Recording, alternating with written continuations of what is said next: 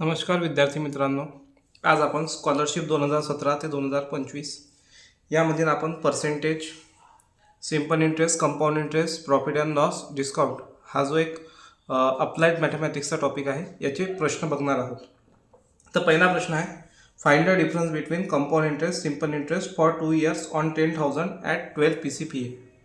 म्हणजे 10,000 रुपीज काय झाला तुमचा प्रिन्सिपल, टू PCPA किती आहे 12% आणि 2 years.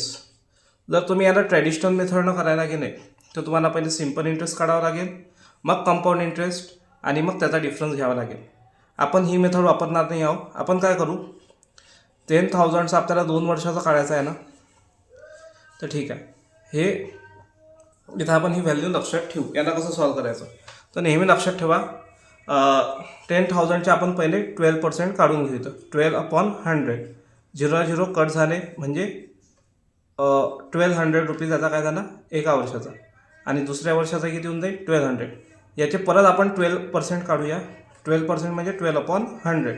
ॲन्सर 0 कट झाले 144. हा जो तुम्हाला सेकंडमध्ये नंबर मिळत आहे इथं, हे 2 वर्षाचं काढताना लक्षात ठेवायचं. जर तुम्हाला याचा कंपाऊंड इंटरेस्ट पाहिजे असेल तर या तिघांची ॲडिशन करा, 1,200 144, म्हणजे तुम्हाला CI भेटेल. CI किती भेटेल तुम्हाला 1,200 प्लस 1,200 प्लस 144.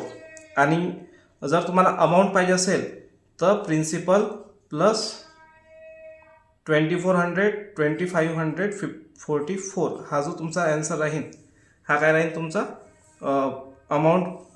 अमाऊंट राहील, कंपाऊंड अमाऊंट. हे गोष्ट नेहमी लक्षात ठेवा. हा जो तुम्हाला आहे हा काय आहे तुमचा डिफरन्स, हा काय तुमचा डिफरन्स आहे. तर ॲन्सर काय याचा राईट ॲन्सर 144.